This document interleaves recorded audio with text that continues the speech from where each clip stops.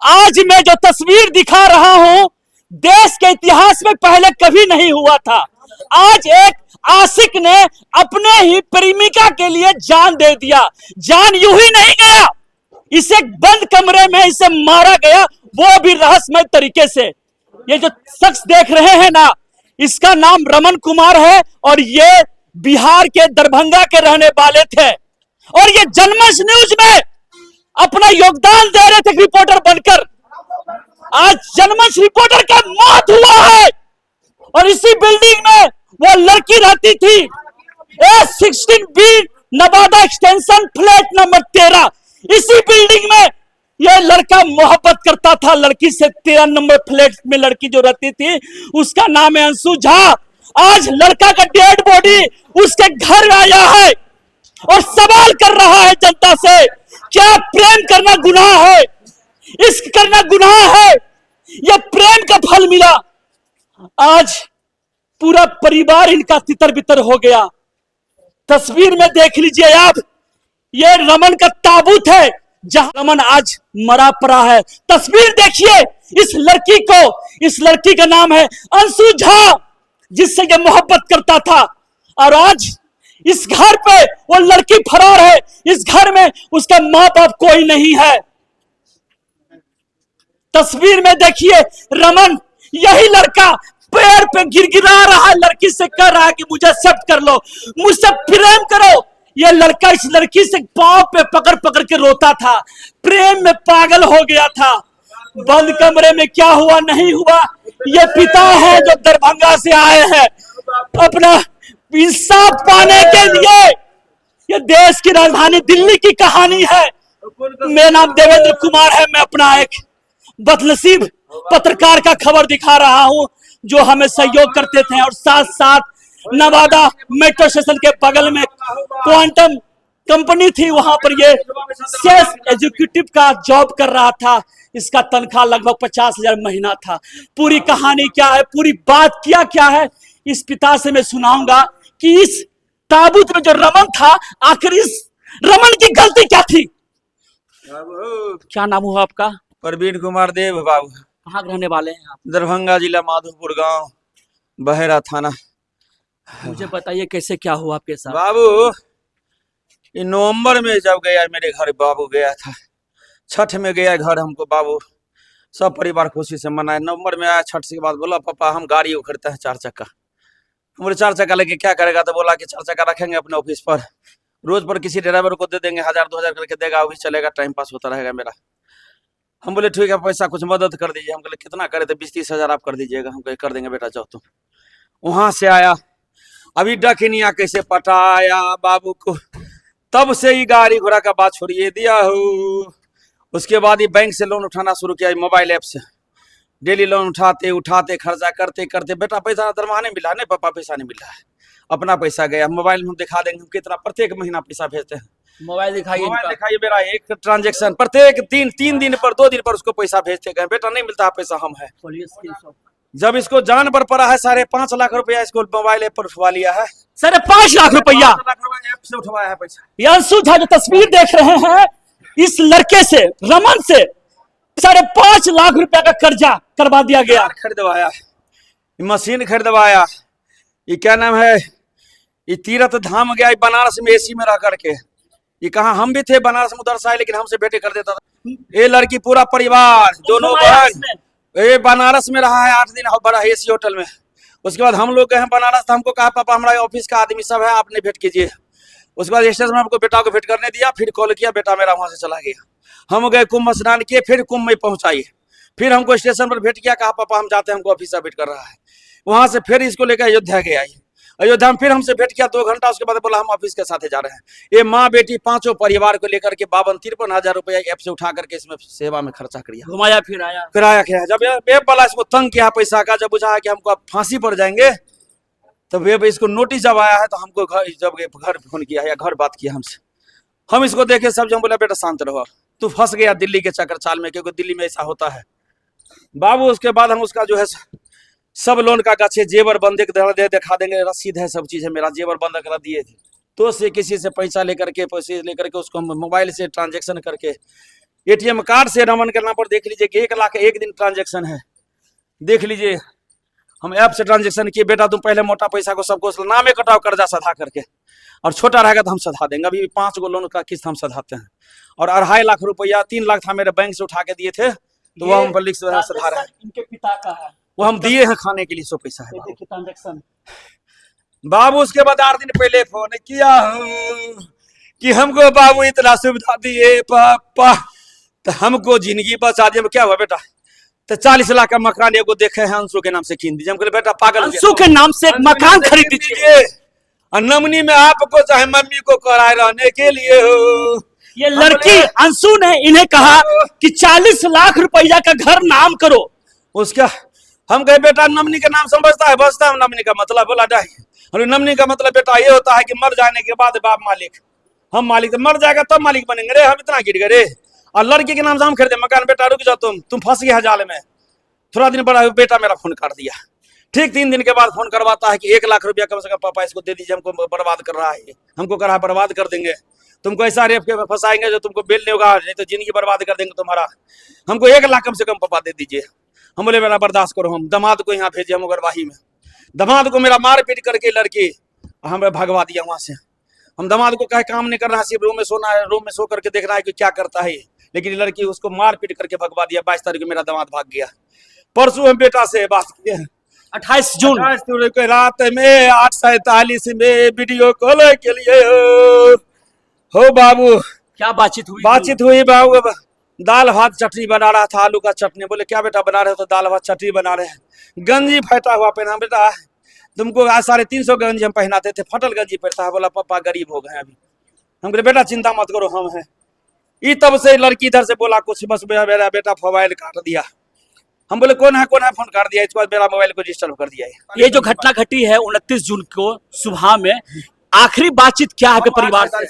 हमसे बात मैंने रात में बात हुआ, यही सब के इससे बात है। हम ठीक ठाक हैं, हम आलू का चटनी खा रहे हैं। मेरी पत्नी को कल भोरे फोन किया है बाबू 6 बजे सुबह में फोन किया है बाबू कि मम्मी हमने हमको बहुत गंदा गाली दे रहा है, हमको मार दे, मरने के लिए मजबूर कर रहा है। हमको करा मर जाओ फांसी लगा के। हम कुछ लिख के जा रहे हैं, मम्मी हमने बात का काट दिया फोन है इसके बाबू। ये बातचीत है मम्मी में। उसके बाद में हमने पत्नी फोन किया तो नहीं, फोन उठाने दिया नहीं। लड़की पर फोन किया, फोन दोनों फोन को काटना शुरू कर दिया।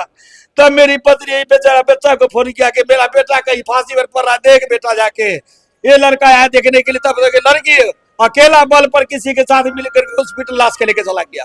जब हॉस्पिटल मृत घोषित कर दिया तो अकेला गाड़ी करके लाश लेके भाग जाया था। तब ये लड़का सब घेरा है, नहीं तो लाश के पचाने के था दलाल के साथ, कुछ आदमी के साथ मिल करके। ये लड़का सब लाश को घेरा है सब मिल करके। तब बाबू हमको मिला है। तस्वीर जो देख रहे हैं आप, अपने आप में ये दर्दनाक कहानी है।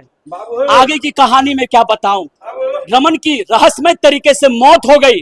उसके बाद लड़की बंद कमरे में अकेले थी, तो आखिर लड़की ने लाश को कैसे उतारा, ये सवाल उठता है। लेकिन सवाल कोई नहीं कर रहा है। मौके पे ये रमन के दोस्त हैं जिन्होंने बीएम गुप्ता हॉस्पिटल में देखे थे। बीएम गुप्ता हॉस्पिटल में आपने क्या दृश्य देखा था वो बताएं आप। सबसे पहले हमको उनके रमन के जो ऑनर है वो हमको तस्वीर देखिए आप, पिता बेहोश हो गया है। प्रेम का मगर जाल, प्रेम का ये क्या रूप है। ये मर्डर है, ये मर्डर है। जांच होनी चाहिए, सीबीआई जांच होनी चाहिए, लेकिन कोई सपोर्ट नहीं मिल रहा है। क्योंकि ये बिहार के रहने वाले हैं, मामला दिल्ली का है। सोया हुआ है पुलिस। कुछ नहीं चाहिए बाबू, हमने हिसाब दिया था बाबू। हमको दिला दे, हमको नहीं कुछ चाहिए बाबू। कब तक देश में बेटे की मौत इस तरह से होता रहेगा, और कब तक इस तरह से बाप गुहार लगाता रहेगा? क्या इस तरह की लड़की पे कोई कानूनी कार्रवाई नहीं होनी चाहिए? क्या इसको जेल नहीं होनी चाहिए? जी बताइए, क्या से देखा था आपने पूरे घटना बताइए आप। रूम ऑनर हमको आकर के बोले कि रमन का तबीयत खराब है। जब तक हम गए, लड़की मतलब हॉस्पिटल में ऑटो से लेकर के वहाँ पे पहुँच चुकी थी। जब तक हम उसको उतारे ऑटो से, वो डॉक्टर देखा, तुरंत 1 मिनट के अंदर ही बोला कि वो डेड हो चुका है। फिर हम डॉक्टर को फिर से दोबारा बोले चेक करने के लिए कि चेक करो। तो डॉक्टर उसी समय बोला कि नहीं ये खत्म हो चुका है। फिर उसकी लड़की वो दूसरे हॉस्पिटल में ले जाने के लिए मार कर रही थी कि मैं ले जाऊंगा, ये वो दिस डेट कर रहा था। क्या लड़की आपको फोन किया, अंशु ने फोन किया नहीं आपको? नहीं, किसी ने, जबकि हम के 200 मीटर के डिस्टेंस पे रह रहे थे। मेरा फ्लैट 200 मीटर के डिस्टेंस पे था, 200-300 मीटर के डिस्टेंस पे। तो आपको फोन नहीं किया गया? नहीं, किसी ने। आपका रिश्ता कैसा था इनके साथ? मेरा ये दोस्त जो है वो 5th क्लास से, हम लोग साथ से हैं। 5th क्लास से? हाँ, हैं 5th क्लास से हम लोग हॉस्टल से एक ही साथ पढ़े हैं, अभी तक एक साथ रह रहे थे। ये 6 नवंबर से हम लोग की दोस्ती टूट गई, जब से लड़की इन्वॉल्व हुई है तब से। क्या है लड़की की पूरी कहानी? लड़की की कहानी, वो लड़की तो बस क्या बताएं उसके बारे में। सब हम लोगों को सबको अलग कर रखा था, छितर बितर। ये लड़का का जीजा है, रमन का जीजा है, ये बताएंगे सच्चाई, अंशु की कहानी। आखिरी संदेश, आखिरी श्रद्धांजलि, सच सच बताइएगा, रमन के साथ साथ क्या क्या हुआ था? कल सुबह में जानकारी मिला कि इनके माताजी को कॉल गया, ये रमन कॉल किए, कॉल किया? हाँ, माँ को फोन किया कि मुझे ये लड़की मार रही है, प्रताड़ित कर रही है, कि तुम पैसे दो, जमीन वाले को बेना देना है और मुझे 40 लाख की जमीन किसी भी हाल में चाहिए, नहीं तो मैं तुम्हारे ऊपर रेप केस करूंगी। ऐसे करके जो है सो उसको ये प्रलोभन दे के ये इसको ब्लैकमेल कर रही की है अच्छे ढंग से, और इसी कारण ये नहीं बंद कमरे में क्या सब हुआ है सुबह 6 बजे के बाद? इसकी आइडिया कुछ नहीं पता आप लोगों को? क्या क्या सुबह क्या हुआ है, कुछ बता सकते हैं? का कब सुबह? 29 जून के सुबह 6 बजे जब बात हुई थी रमन को आखिरी बातचीत। मम्मी को वही बोला कि हमको जीने नहीं देगा, हमको गंदा गाली दे रहा, और फोन कटा दिया। फोन काट दिया कि हमको गंदा गंदा गाली दे रहा है, हम जा रहे हैं मम्मी कागज रखे। अब कागज क्या हुआ, ये क्या हुआ, ये हरामी जाने, हमको नहीं पता बाबू, मेरा बेटा के। जी बताइए आप। जब हम आए तो इनका जो रमन का फोन लड़की के कब्जे में था, तो फिर लड़की का फोन था? हाँ, फोन लड़की के कब्जे में था। तो फिर मैंने फोन को छानबीन किया, हम बोले कि रमन का फोन कहाँ है। जो सोनू भैया है, जो सब इंस्पेक्टर है, तो बोला कि धर्मवीर फोन कहाँ है। तो फिर मैं फोन का छानबीन किया, तो हम लड़की को देखे हाथ में 3 फोन है। हम बोले कि रमन का फोन तुम्हारे पास है? तो हाँ मेरे पास है। हम बोले फोन दो। फोन इनसे लेके हम सब इंस्पेक्टर के हैंड ओवर कर दिया। थोड़ी देर के बाद जब छानबीन स्टार्ट हुआ, तो वो उनका क्या कहना है कि जो सब इंस्पेक्टर के हाथ में फोन था उसने हिस्ट्री डिलीट कर दिया, जो कि पहले ही हिस्ट्री डिलीट हो चुका था। जो कि लॉक, जब हम लॉक दुनिया से, इसके दोस्त यार को भी लॉक नहीं पता था। जब हम इस लड़की के पास के गए तो वो बोला कि मुझे भी लॉक पता है, और इंक्लूडेड उसके भाई को भी लॉक का पता था, तो उसका भाई ने लॉक खोला था उसका। तो हम जब गए तो यही एक्टिविटी रहा। बाकी जब हम गए तो रमन की लाश को जो है ना, डॉक्टर ने इसको बोला था ले जाना, ये पता नहीं कहाँ ले जा रहा था। तो फिर मैं और सोनू भैया पहुंचे, हम ले कहाँ लेके जा रही है, हम उस टाइम पहचान है, तो हम देखे कि रमन है। हमने तुम लेकर कहाँ जा रही है इसको, तो मैं ले जा रही हूँ। कहाँ ले जा रही हूँ? यहीं रहेगा, लाश की यहीं रहेंगे, इसका फादर रहेंगे, हम इसके बाद ही हम निकालेंगे इनको लाश की। तो फिर हम इसको अंदर करवाए, तब जब तक आप लोग सारे लोग, इनका दोस्त यार सब पहुंच चुके थे। ये लड़का अपना यहाँ पर एक जीवन देख रहा था, एक ख्वाब देख रहा था, एक ऐसी जिंदगी जीने के लिए जो हर एक युवा देखता है। महज 27 साल का ये रमन अंशु से सिर्फ प्यार करता था और चाहता था कि वो इस घर से, इस बिल्डिंग से उसे विदा करके अपना घर ले जाए, अपनी घर की रानी बनाए, दुल्हन बनाए। यह लड़का इस घर में सेहरा पहनकर आना चाहता था, लेकिन आज इसका यहाँ पर लाश आया हुआ है। ये है प्रेम का अंजाम। ये मित्र हैं, इनसे भी जानेंगे, बात करेंगे हम। रमन का कैसा था आपके साथ वार्तालाप? जी, हमारा रमन से मित्रता अभी से करीबन 15 साल से था, ठीक है, जिसमें हम लोग साथ रहते थे। अभी से 1.5 साल 2 साल पहले हम लोग रूम भी शेयर करते थे, लेकिन पिछले 6 महीने से इन्होंने, मतलब लाइक लड़की ने हमसे पूरा कांटेक्ट तुड़वा दिया, परिवार से पूरा कांटेक्ट तुड़वा दिया। कहीं से कोई उसका खोज खबर नहीं लेने दे रही थी, ठीक है। अगर हम लोग थोड़ा बात भी कर ले तो वो उसे लड़ाई झगड़ा कलेश करती थी। ये 6 महीने में जो भी हुआ, जितना भी पैसा वगैरह ऐठना हुआ, सारा एटली ब्लैकमेल करती थी बंदे को कि लाइक 40 लाख का घर मैं देखी हूँ, मेरे नाम पे खरीद दो, इसके बाद मैं शादी करूंगी, नहीं तो रेप केस का चार्ज लगाऊंगी, ये वो करके ब्लैकमेल करती थी। फ्रस्ट्रेट करके उसको मेंटली हरास करके ये इनडायरेक्टली मर्डर है। रमन के साथ एक और लड़का था जो काम करता था, उनसे जानेंगे, बात करेंगे हम। मुझे बताएं, आप रमन को कैसे जानते हैं? जी, मैं रमन भैया को तकरीबन 4-5 साल से जान रहा हूँ। एक्चुअली मैं अपने मामा के लड़का को बोला मुझे अपना जॉब करना है, तो उन्होंने मुझे यहाँ पे बुलाया नोएडा में। नोएडा में जॉब न मिलने के कारण रमन भैया को हम फ़ोन किए, तो रमन भैया बोला ठीक है यहाँ पे आ जाओ, मैं जॉब लगवा दूंगा और 3-4 दिन रहना मेरे पास, उसके बाद तुम अपना रूम खोज के अपना साथ रहना। उसके बाद हम गए उसके रूम पे, तो उन्होंने मुझे बाहर बुला के बोला जो मेरे साथ मेरी गर्लफ्रेंड रह रही है, तो ये बात किसी को मत बताना। उन्होंने मुझे कसम दी हुई थी, इसलिए मैंने घर पे भी नहीं बताई ये बात। और वहाँ से जब 4 दिन में रहा, वहाँ पर रेगुलर रूप से झगड़ा हो रहा था, एनी टाइम टॉर्चर कर रहा था, रमन ये लाओ वो लाओ, मैं तुम जो बोलूँगी वो तुमको करना पड़ेगा। बोलेंगे पेशाब करने के लिए तो पेशाब करना पड़ेगा, नंगा होने के लिए बोलेंगे तो नंगा होना पड़ेगा। और एक बार सुबह में जब हम लोग घूमने के लिए गए हुए हाँ करोल बाग की तरफ, करोल बाग से क्या क्या रेड सिग्नल था, वहाँ पे चलता गाड़ी से लड़की भी उतर गई। लड़की चलता गाड़ी से भी उतर गई जी, गाना बजाने के कारण झगड़ा हुआ था दोनों में। ये लड़की गाड़ी में से उतर गया और रमन भैया भी चलता गाड़ी में से उतर गया। गाड़ी में 3 आदमी बैठे हुए थे, हम और रमन भैया का जिया जी और ये लड़की का भाई, ये तीनों आदमी बैठे हुए थे। गाड़ी चल रहा था बिना ड्राइवर का। फिर रमन भैया का जिया जी वो हैंड ब्रेक लगा के सबका जान बचाया था उस समय। फिर लास्ट में जब हमसे नहीं रहा गया तो हम रूम पे से आ गए। ये लड़का जिस लड़की से मोहब्बत करता था, इसी बिल्डिंग में वो लड़की रहती थी। मैं तस्वीर दिखाना चाहूंगा वो लड़की का घर, जो रमन हमेशा आया करता था। ये लिफ्ट का वो प्रयोग करता था, हमेशा लिफ्ट के माध्यम से वो जाया करता था। लड़की जो है 4th फ्लोर पे रहती है। लड़की जो है 4th फ्लोर पे रहती है, यहीं पे रमन हमेशा आता जाता था। ये कैसा प्रेम है? लड़की भागी घर छोड़कर, क्या यही प्रेम है? प्रेम होता तो ये लड़की सामना करती।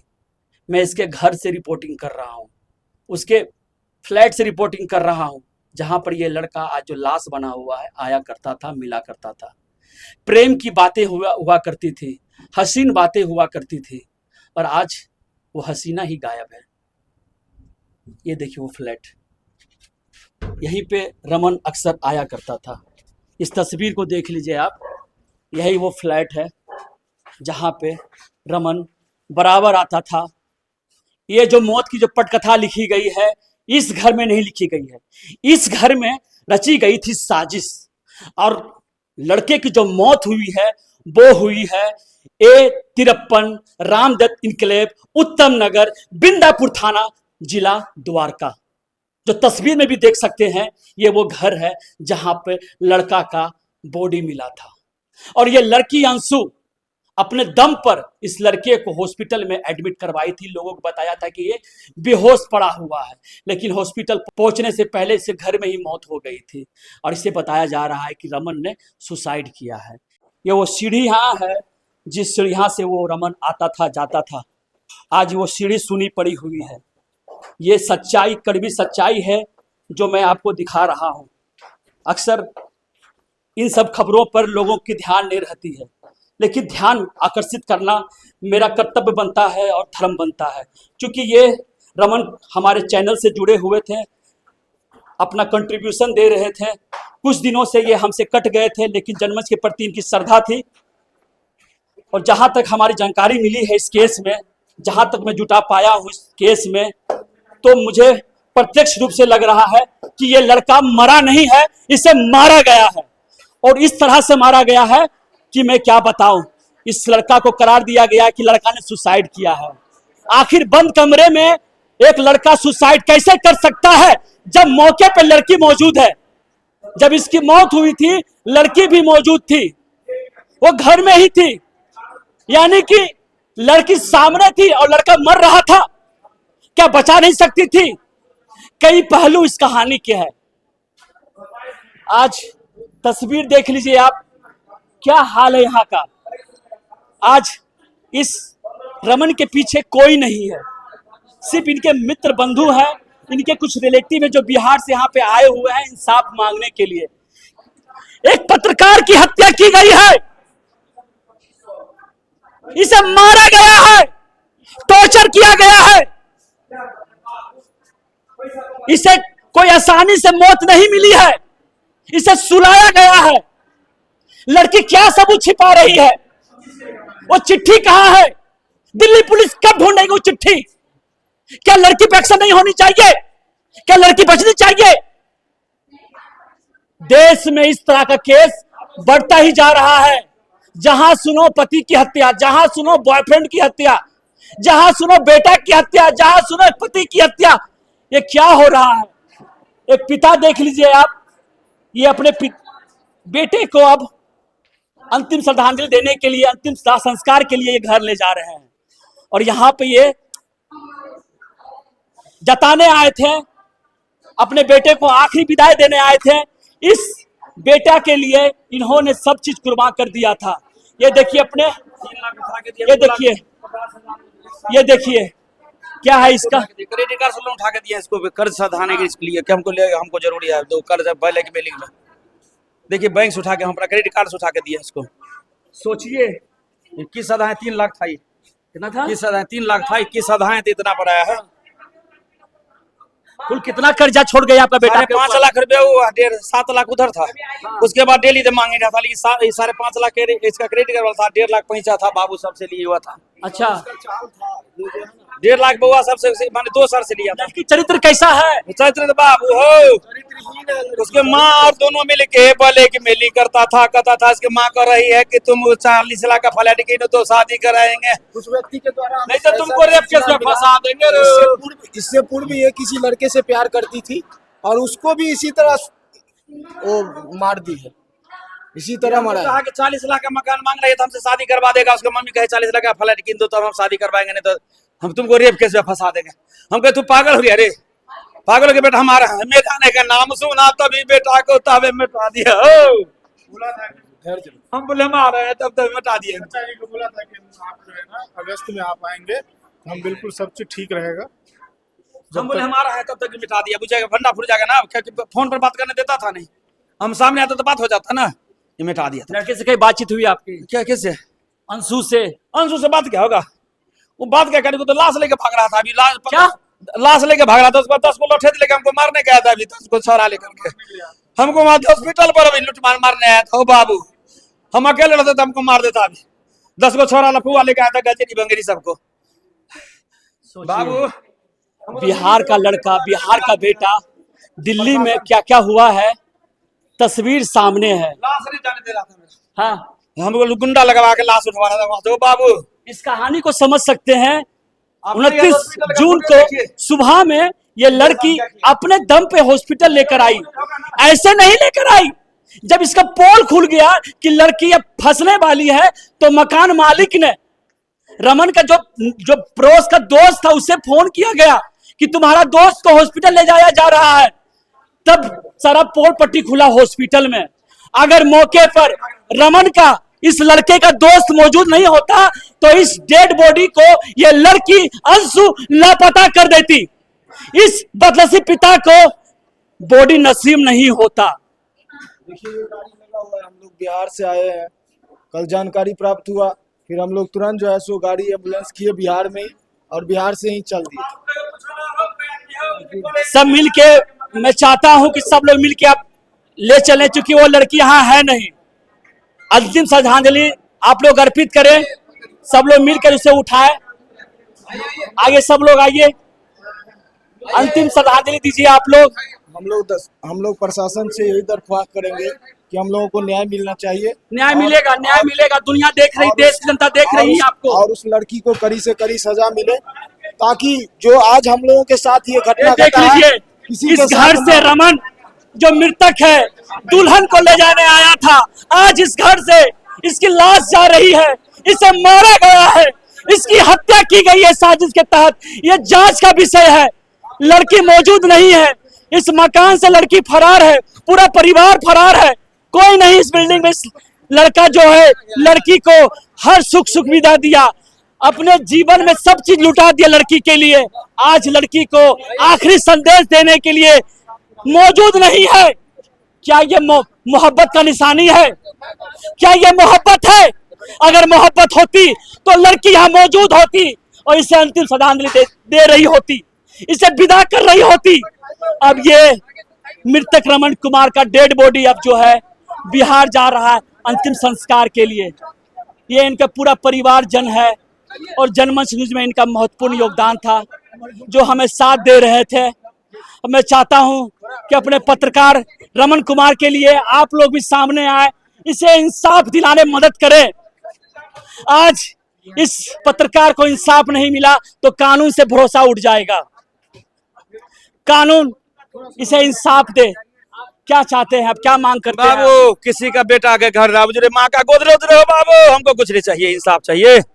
अब जो बेटा का गोद में आपका गोद उजर गया, इस बाप का सहारा छिना गया, हे भगवान भाई, इस दिल्ली सरकार रेखा गुप्ता से हम मांग करते हैं, हम अपने सांसद गोपाल जी ठाकुर लाश यहीं रखो। क्यों क्यों नहीं लाश रखना चाहिए? इनको इंसाफ मिला चाहिए, इनको दबा देगा। अभी तक तो कोई नहीं आया। देख लीजिए, ये यहीं पे रहती है। कैसी लड़की है वो? अच्छी, बहुत अच्छी थी ना, कि ऐसा कांड कर दिया, गंदा कांड कर दिया, बच्चे को भर दिया। लड़का तो अच्छा था। कई घंटों से यहाँ पे मौजूद है। लड़की आई है क्या? नहीं आई है। ये प्रमाण है यहाँ की। यहीं रखो, जाएगा नहीं गाँव नहीं जाएगा, यहीं रखो, ये दरवाजे पे। यहाँ के पड़ोसी मांग कर रहे हैं कि डेड बॉडी यहाँ रखे। इंसाफ चाह रहे हैं, ये इंसाफ मांग रहे हैं। ये इन्हें पता है कि देश में इंसाफ नहीं मिलता है, सजा मिलती है, मोहब्बत की सजा मिलती है। देख ली तस्वीर को। अब यह देख लीजिए, हम आपके माध्यम से करें, हमारे सांसद गोपाल जी ठाकुर हैं, भाजपा के सांसद है गोपाल जी ठाकुर हैं हमारे सांसद, माधोपुर के हम वासी हैं। आपसे विनती करते हैं, रेखा गुप्ता से विनती करते हैं कि आप किसी का बेटा का सहारा मत छीनने दीजिए। ये माँ बेटी मिल करके कितना को बेटा का सहारा, माँ का गोद जाएगा, कोई गरीब नहीं है। हम इतना ही मांग करते हैं बाबू, इस दिल्ली वासी से हम मांग करते हैं। सोच सकते हैं कि ये पिता माँ बाप दिल्ली आज यहाँ से गुहार लगा रहे हैं, या बेटा को बड़ी लेकर जनमंच न्यूज के माध्यम से गुहार लगा रहे अपने बेटा के लिए कि सीएम रेखा गुप्ता जी मदद करें, दरभंगा के सांसद गोपाल जी ठाकुर जी मदद करें। क्या इस तरह से एक बाप का सहारा छीनेगा? क्या इस तरह से एक माँ की गोद सुनी होगी? रमन अपने घर का कमाने वाला पालनहार अब नहीं रहा। 2 बहनें, एक भाई और एक चला गया। ये इंसाफ देख लीजिए, इस बिल्डिंग में देख लीजिए, एक इस बिल्डिंग में डायन रह रही है। डायन भी साथ घर छोड़कर प्रहार करती है, लेकिन इस बिल्डिंग में ऐसी डायन है कि अपने ही प्यार को उजाड़ दी। महज 5 महीना ही हुआ था प्रेम का, 5 महीना प्रेम का नतीजा देख लीजिए। डेड बॉडी बिहार जा रहा है, इसके पिता न्याय मांग रहे हैं। लड़की डायरेक्ट एडिक्ट जांच होनी चाहिए। जब रमन की मौत हुई थी, लड़की दारू पी हुई थी, लड़का को दारू पिलाया गया, ड्रग्स खिलाया गया, और देख लीजिए अब इसके घर का कौन बनेगा पालनहार? देख लीजिए, देख लीजिए, लोग मांग कर रहे हैं, लोग मांग कर रहे हैं कि डेड बॉडी को वहां रखिए। ये लोग कह रहे हैं कि लड़की वाले दरवाजा रखिए। लड़की वाले का दरवाजा रखो, वो अपने कुछ अपना होगा यहाँ पर कान, क्या जाएगा बिहार लाश? यहाँ पर रखो, लड़की वाले के दरवाजे पे यहाँ रखो। इन्हें भी पता है ये डेड बॉडी चली जाएगी ना, घर पर अगर रख जाएंगे हमें रात भर तक। आखिरी बार 3 दिन हो गया, रमन का माँ दर्शन करना चाहता अपने बेटे को। रमन अपने माँ का बहुत ही प्यारा बच्चा, सारी जनता एक तरफ, दुनिया एक तरफ, रमन एक तरफ था। उनसे अपनी माँ को दर्शन करेगा, ये माँ दर्शन करेगी, देखना चाहेगी आखिरी बार। अगर डेड बॉडी यहाँ पे रहेगा तो डेड बॉडी सड़ जाएगी। क्योंकि ये घटना 29 जून की है, आज 30 जून है। बिहार पहुंचते पहुंचते ये मई में प्रवेश कर जाएगा।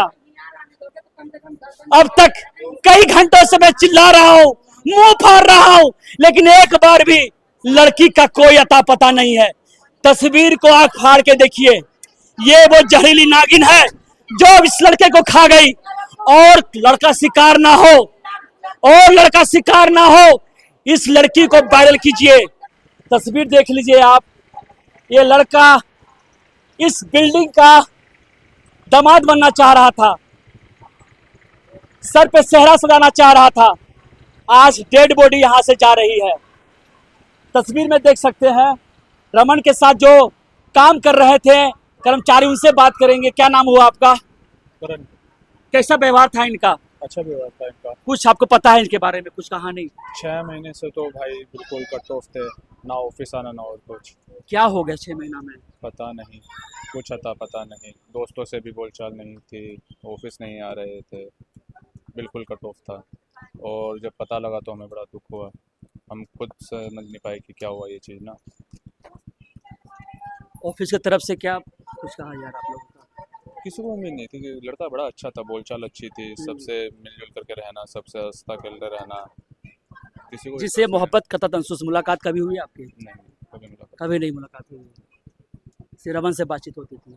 विगत 6 महीना से आप लोग कट चुके थे। बिल्कुल कोई बातचीत नहीं कोई हुई। बातचीत नहीं, कोई बातचीत नहीं। सोच सकते हैं ये थी कहानी।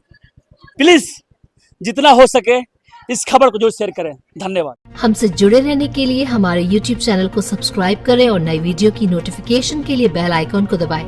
अगर आप ये वीडियो Facebook पर देख रहे हैं तो लाइक जरूर करें और ज्यादा से ज्यादा शेयर करें। धन्यवाद।